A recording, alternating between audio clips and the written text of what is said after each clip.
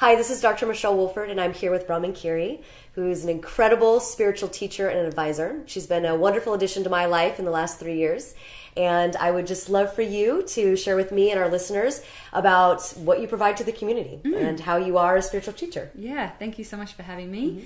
And it's such a blessing to be in Dr. Michelle's life. She's amazing.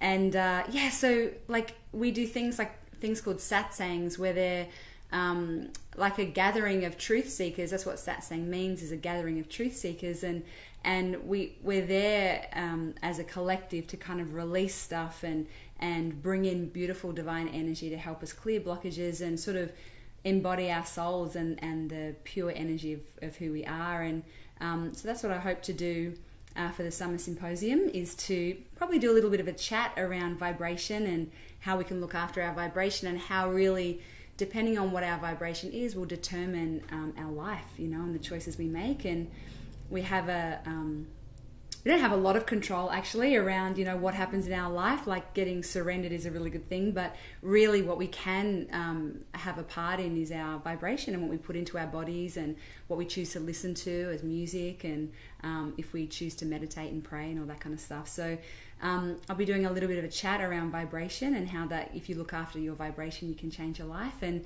then also probably be doing about a 45-minute to an hour clearing meditation and probably blessings at the end. Okay, awesome. So tell me a little bit about what a clearing meditation looks like. Okay, so I'm part of a lineage. So I have a teacher, and my teacher has a teacher, and when I'm facilitating any kind of satsang or meditation, I'm connecting with that energy, and I'm breathing in and bringing in that energy to release from the group collective consciousness blockages that prevents people from living into the fullness of who they are. And so blockages in their consciousness, conscious and unconscious beliefs about themselves and life and the way life is. And once we clear that stuff and then reboot the consciousness with like higher vibrational thought forms about who I am and what I can achieve in my life. And what happens when we do this is we start to live into that. It's kind of like a reprogramming and rebooting of the consciousness. So are we always aware of what our blockages are, or is... No, we are not. It'd be really easy if that was the case, but we're not, and actually the most powerful part of us is our unconscious. And so, a lot of the stuff in our unconscious, some of it's really great stuff, and other parts of the unconscious isn't. And so because you can't actually think what is in your unconscious, the only way to really find out what's in there is to sort of have a look at your life and see what you're creating in your life. And as I said, if you're creating abundance and miracles everywhere, don't change anything. Do you know what I mean? Keep it the same.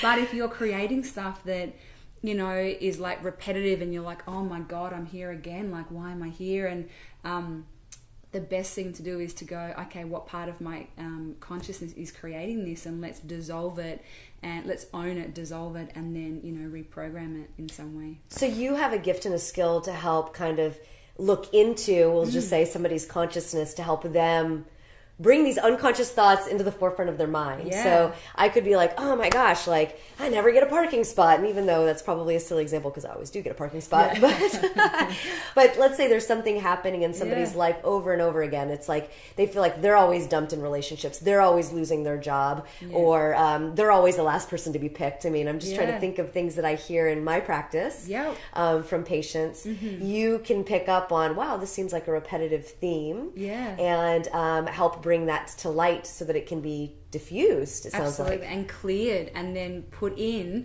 I'm loved and valued, and I always attract high vibrational people into my life, and people love and respect me. And, once you start thinking that consciously and unconsciously, and you start to create it, then life becomes really blissful. Do you ever find that people are afraid to come in and see you?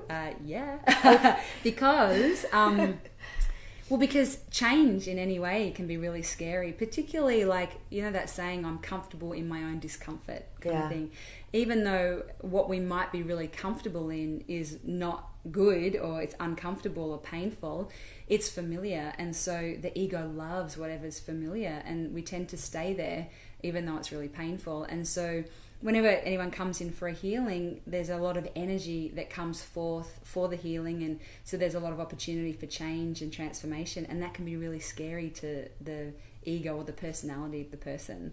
So what do you do to kind of encourage somebody to still come and face those fears of familiarity and actually open themselves up to new possibilities and new realities for themselves? Well, I give them examples of how it's transformed my life, you know, and really the truth for me is, you know, back 10 years ago, 11 years ago, when I had no idea about this stuff, I couldn't understand why I was in all this pain and suffering. You know, I couldn't understand why I kept creating really bad situations in my life. And then when I got given the information, oh my God, it's the outpouring of your conscious and unconscious thoughts and beliefs. So that's one aspect of it. And then I started to utilize and pick up those tools.